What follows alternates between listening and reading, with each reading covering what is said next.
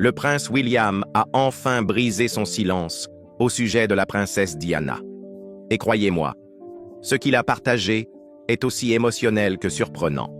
Pendant des années, nous l'avons vu garder son calme, cachant ses véritables sentiments, notamment la douleur qu'il a ressentie en voyant sa mère souffrir.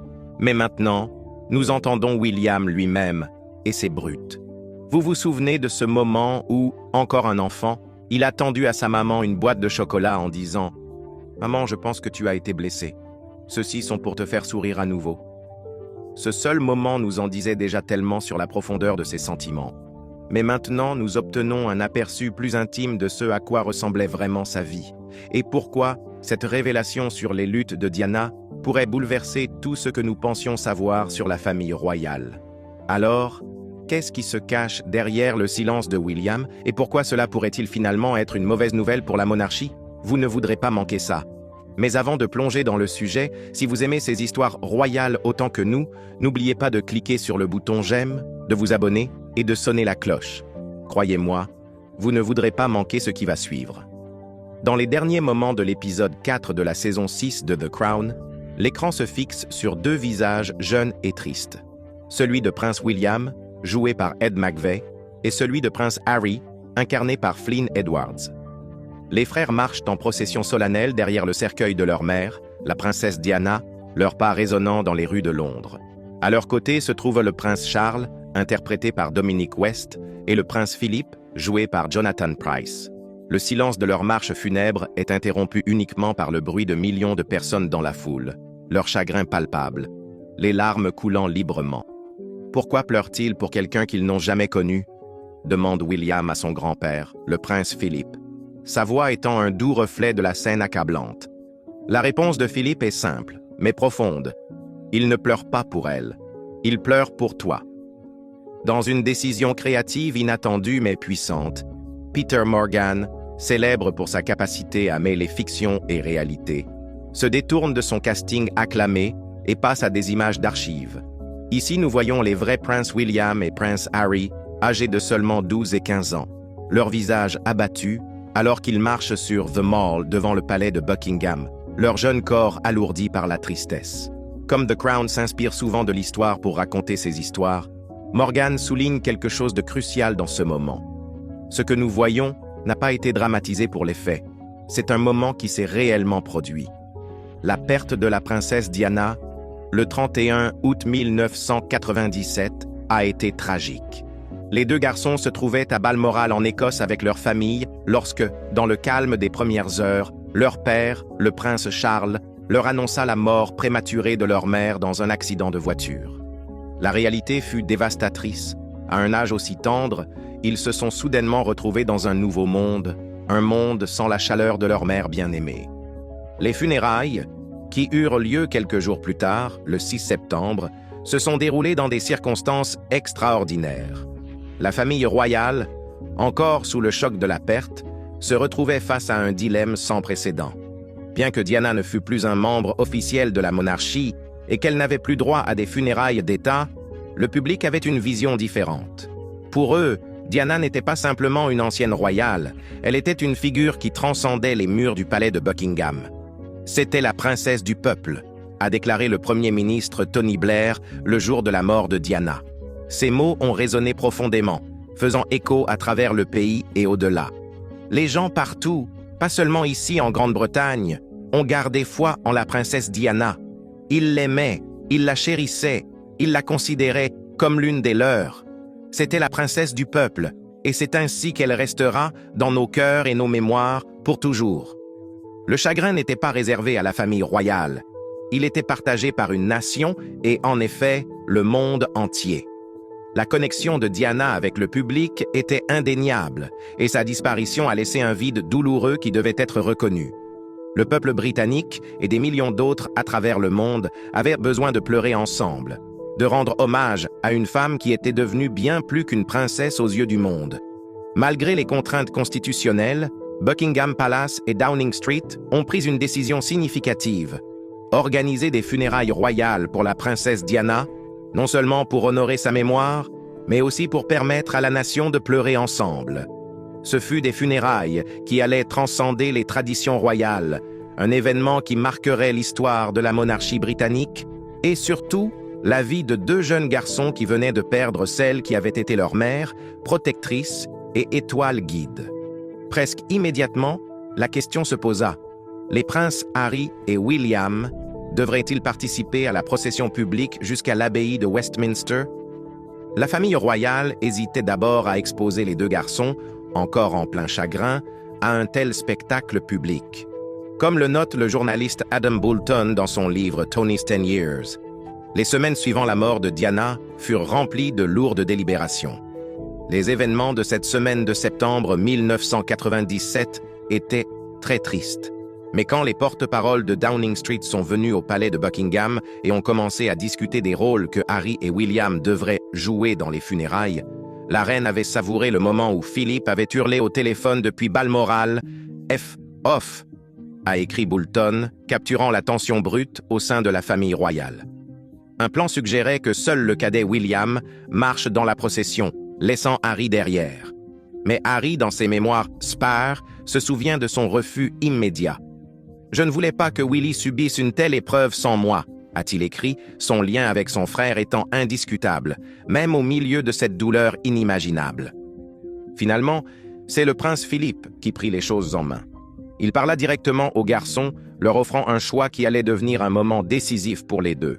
« Je marcherai si vous marchez », leur aurait-il dit. Et ainsi, ensemble, les deux frères marchèrent derrière le cercueil de leur mère, accompagnés du prince Philippe, du prince Charles et du frère de Diana, Charles Spencer. Le monde regardait, plus de 2,5 milliards de personnes se branchant pour suivre la procession déchirante. En tant qu'adultes, le prince Harry et le prince William ont souvent partagé le poids émotionnel qu'ils ont porté à cause de ce moment déchirant qui façonnerait à jamais leur vie. Pour Harry, les souvenirs sont particulièrement poignants et il a offert de profonds aperçus personnels sur l'impact profond que cela a eu sur lui. Le souvenir qui le hantait le plus était l'image de lui-même, jeune garçon, marchant derrière le cercueil de sa mère. Sa mère, la princesse Diana, venait de décéder, et Harry fut projeté sous les feux de la rampe d'une manière qu'aucun enfant ne devrait jamais avoir à vivre. Ma mère venait de mourir, et j'ai dû marcher un long chemin derrière son cercueil, entouré de milliers de personnes qui me regardaient, pendant que des millions d'autres le faisaient à la télévision, a révélé Harry aux médias en 2017, alors qu'il réfléchissait au poids insupportable de ce moment. Lorsque Harry s'est retiré de ses fonctions royales en 2020, il était devenu plus ouvert sur les traumatismes qu'il avait portés au fil des ans.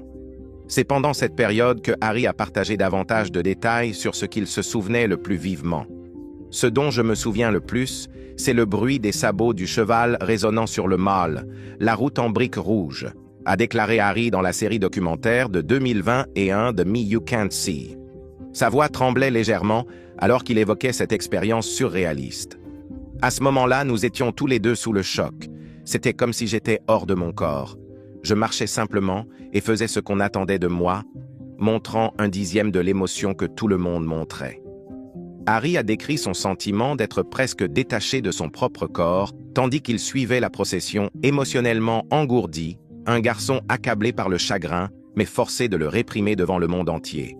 Finalement, le traumatisme lié à la perte de sa mère, combiné à sa tendance à enfouir ses émotions, l'a conduit à consulter un thérapeute. Ce fut un long chemin d'introspection et de guérison qu'il partagerait plus tard avec le public. William, lui aussi, a lutté en silence. Dans le documentaire de la BBC de 2017, Diana, 7 jours, il a parlé de son expérience de la marche, la qualifiant de « l'une des choses les plus difficiles que j'ai jamais faites ». Le poids de l'occasion, ajouté à la douleur intense de la perte de leur mère si subitement, laissa William chercher une manière de faire face. Il admit avoir baissé la tête pendant toute la marche, les yeux fixés sur le sol. Je me sentais comme si, en regardant le sol et en laissant mes cheveux tomber sur mon visage, personne ne pouvait me voir, a-t-il avoué, révélant à quel point il tentait de se protéger des émotions accablantes qui l'envahissaient.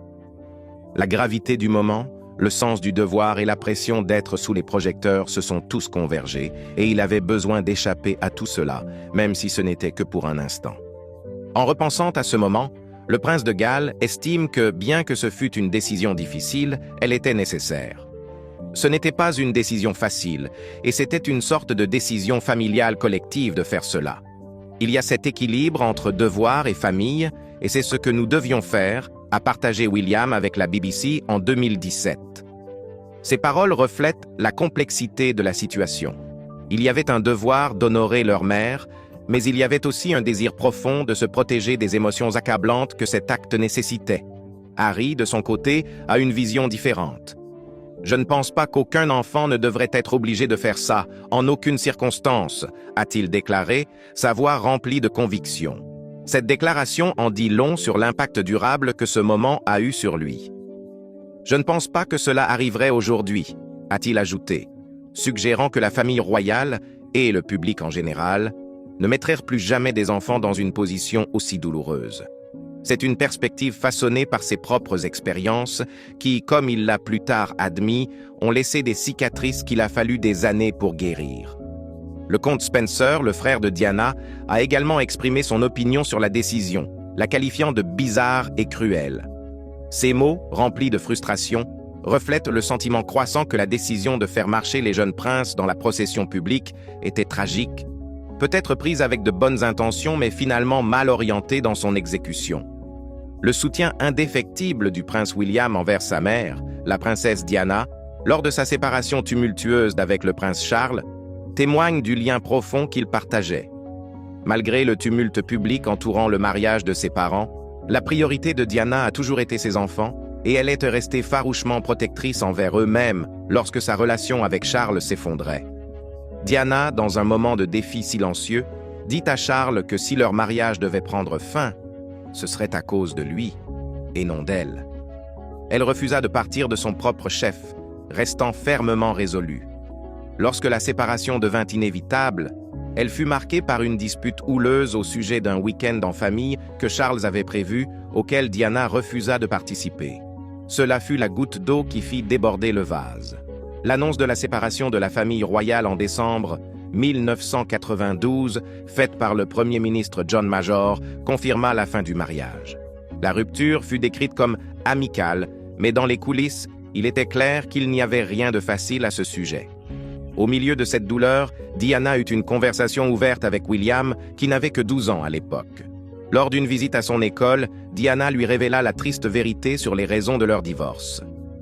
« Nous étions 3 dans ce mariage », lui dit-elle, expliquant que la pression des médias et l'infidélité de Charles avec Camilla avaient été des poids insurmontables. William, toujours aussi perspicace, comprenait plus que la plupart des enfants de son âge, mais sa réponse fut profondément émotive. Il offrit à sa mère une boîte de chocolat et lui dit « Maman, je pense que tu as été blessée. Ceux-ci sont pour te faire sourire à nouveau. » Ce fut un moment d'amour pur et de compréhension de la part d'un fils pour sa mère. La situation se compliqua encore, lorsque Diana dut faire face à la perspective de perdre son titre de HRH, un symbole de sa connexion à la famille royale.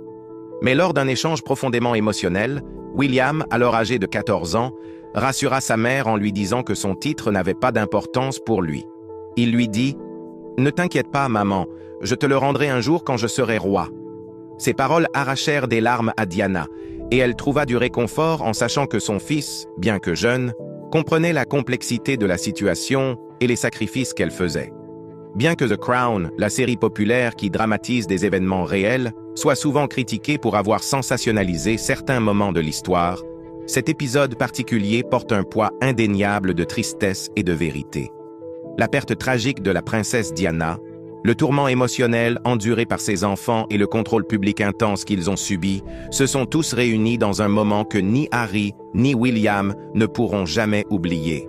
C'était un acte motivé par le devoir, un acte qui venait avec un poids immense et une responsabilité, mais il est aussi devenu une source de traumatisme émotionnel profond qui résonnerait tout au long de leur vie, obligeant le prince Harry et le prince William à affronter leur douleur de manière qu'ils n'auraient jamais pu anticiper. Les images douloureuses de cette époque, la longue marche silencieuse derrière le cercueil de leur mère, les milliers de regards braqués sur eux, et les millions d'autres témoins de leur chagrin à la télévision, sont devenus des souvenirs gravés à jamais dans leurs esprits.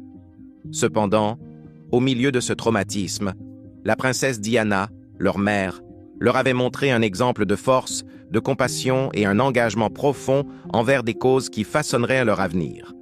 Son héritage de gentillesse et de service envers les autres est resté une lumière directrice pour ses fils, même après son tragique et prématuré décès. Le prince William, en particulier, a souvent réfléchi sur les puissantes leçons que sa mère lui avait transmises durant sa vie, des leçons qui sont restées avec lui au fil des années. Il a partagé comment ses actions et la manière dont elle vivait sa vie, même pendant son enfance, ont eu un impact profond sur lui. La princesse Diana était une femme qui donnait sans relâche à des causes qui lui étaient chères, de la sensibilisation au VIH et au sida, à son dévouement pour aider les enfants dans le besoin. Son exemple était celui que ses enfants, en particulier William, porteraient avec eux, alors qu'ils naviguaient dans les complexités de leur propre vie et de leurs devoirs royaux. L'engagement de William à aider les autres, en particulier ceux qui sont vulnérables et oubliés, peut être directement lié à l'influence de sa mère. La princesse Diana croyait toujours en l'utilisation de sa plateforme pour attirer l'attention sur ceux qui n'avaient pas de voix, et ce sens de la responsabilité est quelque chose que William a embrassé à mesure qu'il mûrissait dans son rôle. Cela se voit dans le travail qu'il accomplit aujourd'hui, notamment à travers son initiative Homewards, qui cherche à résoudre la crise dévastatrice du sans-abrisme qui balaie actuellement le Royaume-Uni. Le pays, comme l'a souligné William, fait face à la pire crise du sans-abrisme de mémoire d'homme. Plus de 350 000 personnes en Grande-Bretagne vivent actuellement sans logement permanent et les chiffres ne cessent d'augmenter. L'ampleur de cette crise pesait lourdement sur William et il a décidé qu'il était temps d'agir. Dans la première partie de son documentaire en 2 parties, Prince William, We Can End Homelessness, diffusé le 30 octobre 2023, William a ouvertement parlé de la situation dramatique et de son désir de changer le récit autour du sans-abrisme. Je pense qu'il est vraiment important que nous puissions essayer de changer et de traiter le récit autour du sans-abrisme, a-t-il déclaré, son ton sincère et déterminé. Les gens vivent avec cela. Nous le voyons tous les jours dans nos vies. C'est quelque chose que je veux remettre en question. Ces mots reflétaient une profonde conscience du problème et une détermination sans faille à prendre en charge une cause trop souvent ignorée ou incomprise. Pour William, il ne s'agissait pas seulement de sensibiliser. Il s'agissait d'utiliser sa position, sa plateforme et sa voix pour faire une différence tangible. Il croit fermement que le pouvoir de son statut royal doit être utilisé pour le bien, pour traiter des problèmes comme le sans-abrisme et pour créer un changement réel et durable dans la vie de ceux qui en ont le plus besoin. L'initiative Homewards, lancée par William en juin 2023, fait partie d'un plan quinquennal avec une mission audacieuse. Rendre le sans-abrisme rare, bref et non récurrent. C'est un projet ambitieux, qui appelle à des solutions innovantes et une approche collaborative entre les organismes gouvernementaux, les organisations caritatives et la communauté. Le documentaire a permis aux téléspectateurs d'avoir un aperçu de la première année de cette initiative, montrant les étapes que William a déjà franchies et les défis qu'il a rencontrés en cours de route. Je pense qu'avec ma position et ma plateforme, je devrais apporter du changement. A partagé William devant la caméra, ses mots portant le poids de la responsabilité qu'il ressent. C'est quelque chose que je dois faire, a-t-il poursuivi, une détermination calme dans la voix. Son engagement à lutter contre la crise du sans-abrisme n'est pas seulement une mission personnelle, c'est un reflet des valeurs qu'il a apprises de sa mère, qui était toujours une championne pour les opprimés. La capacité de la princesse Diana à défier le statu quo, à se battre pour les sans-voix et à prendre soin de ceux qui étaient souvent ignorés par la société a clairement influencé la voix de William. Dans la deuxième partie de son documentaire révolutionnaire, diffusé le 31 octobre 2024, le prince William a plongé encore plus profondément dans ses efforts pour combattre le sans-abrisme à travers son initiative Homeward. Au fur et à mesure que le récit se déroulait, il est devenu clair que s'attaquer au sans-abrisme n'était pas simplement un objectif à court terme pour William, c'était un engagement de toute une vie. Un engagement qui nécessiterait une dévotion incessante, une collaboration et un effort soutenu de sa part et de celle des personnes autour de lui. L'initiative va au-delà de la simple fourniture de logements pour ceux qui en ont besoin.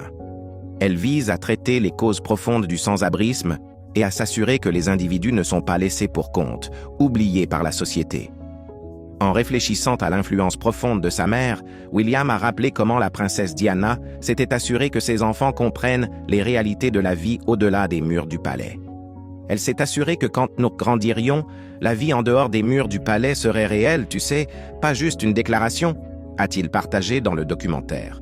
C'était un fait réel, et c'est drôle de voir comment le temps revient, n'est-ce pas? Aujourd'hui, en tant que père, William transmet ses leçons à ses propres enfants. Le prince George, 11 ans, la princesse Charlotte, 9 ans, et le prince Louis, 6 ans, qu'il a avec son épouse Kate Middleton. Quand j'étais tout petit, ma mère a commencé à parler du sans-abrisme, tout comme je le fais maintenant avec mes enfants lors du trajet scolaire, a-t-il dit. On voyait des gens dans la rue. Tu sais, quand tu es si petit, tu es curieux et tu essaies un peu de comprendre ce qui se passe. Tu poses juste la question comme « Eh bien, pourquoi sont-ils assis là ?» Et ma mère nous parlait un peu de pourquoi ils étaient là. Et cela a eu un impact vraiment important. Au fur et à mesure que William grandissait dans son rôle royal, il réfléchissait à la manière dont sa position et sa plateforme pouvaient être utilisées pour provoquer un changement significatif. J'ai lentement essayé de comprendre ce que je pouvais apporter au rôle et à la plateforme que j'ai, a-t-il expliqué. Qu'est-ce que je pense qui fonctionne? Qu'est-ce que je pense que les gens veulent te voir de ma part? Et j'ai pris une inspiration et des conseils de ce que ma mère faisait, notamment avec le sans-abrisme. Et cela a grandi au cours des dernières années. Dans d'autres moments du documentaire, le futur roi a été franc sur son propre privilège. N'ayant jamais connu la vie sans domicile et ayant vécu dans des résidences royales tout au long de sa vie, William a reconnu le contraste immense entre sa vie et celle de ceux qui luttent contre le sans-abrisme. La maison qu'il partage avec Kate et leurs enfants, Adelaide Cottage, est modeste par rapport à la grandeur d'autres propriétés royales avec seulement 4 chambres. Cependant, elle reste extraordinaire en termes de privilèges. Quand tu rencontres des personnes sans abri, que tu leur parles et que tu comprends, au moins, je ne peux pas prétendre comprendre le sans-abrisme, a déclaré William avec un ton qui reflétait une profonde prise de conscience de son propre privilège. Mais tu vois juste dans leurs yeux et la façon dont ils parlent, la douleur et le parcours qu'ils ont traversé et comment ils portent ce fardeau énorme avec eux. L'impact émotionnel d'entendre ces histoires était quelque chose que William ne pouvait ignorer. J'ai passé assez de temps à apprendre et à écouter ce que les gens ont vécu pour me sentir presque coupable à chaque fois que je pars, que je n'en fais pas plus pour aider. Et je me sens obligé d'agir parce que je ne veux pas simplement en parler, a-t-il avoué. Je ne veux pas simplement écouter. Je veux réellement voir quelqu'un sourire parce que sa vie a été améliorée. Donc, construire un projet est la seule manière que je vois actuellement pour essayer d'alléger et d'aider les gens qui se trouvent dans une situation beaucoup moins favorable ou très difficile. La mission de William avec Homeworlds repose sur l'autonomisation et la transformation. Notre éthique entière repose sur l'autonomisation de ceux qui sont déjà sur le terrain et leur donner les outils, l'expertise, les ressources, le financement afin que cela puisse être un programme transformateur, a-t-il expliqué. Il est déterminé à aider ceux qui font déjà une différence, leur fournissant le soutien nécessaire pour amplifier leur impact. L'initiative a commencé avec 6 lieux clés, et William a exposé des objectifs ambitieux pour les 12 premiers mois. Établir des partenariats et des réseaux dans ces zones et commencer à mettre en œuvre de vraies solutions à la crise du sans-abrisme. Au cours des 12 premiers mois, nous souhaitons établir des partenariats et des réseaux dans ces lieux. Nous voulons que les solutions commencent à arriver, a-t-il déclaré. L'ambition ultime est de prouver que le sans-abrisme est un problème qui peut être résolu et qu'il peut être prévenu et qu'il ne doit pas être aussi important ou aussi grave qu'il ne l'est actuellement. Face à des défis accablants, William reste résolu. Sa vision de l'initiative Homeworlds n'est pas seulement de traiter le sans-abrisme dans le présent, mais de créer un changement durable et de prouver qu'avec les bonnes ressources et une dédication sans faille, le sans-abrisme peut devenir rare, bref et non répété. Sa mère, la princesse Diana, n'est peut-être plus à ses côtés, mais son exemple continue de l'inspirer à défendre ceux qui en ont le plus besoin, tout comme elle l'a fait de son vivant. Dans la première partie du documentaire Prince William, We Can End Homelessness, le récit se déroule avec de nombreuses voix contribuant à la conversation autour du sans-abrisme, créant une riche tapisserie de perspectives. Parmi celles qui interviennent, on trouve Sabrina Cohen-Hatton, qui travaille en étroite collaboration avec le prince William sur son initiative Homewards.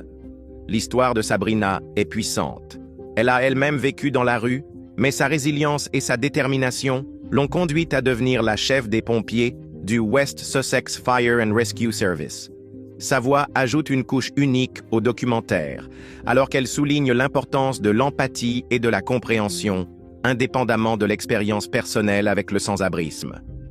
Vous n'avez pas besoin d'avoir vécu le sans-abrisme pour pouvoir vous identifier aux personnes qui en souffrent, explique Sabrina, ses paroles portant un profond sens de compassion.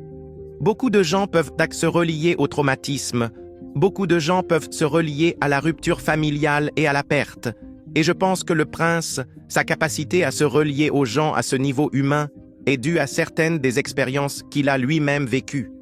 La déclaration de Sabrina met non seulement en lumière l'universalité de la souffrance humaine, mais souligne aussi comment la propre vie de William et ses défis ont façonné son désir de provoquer un changement significatif dans le monde.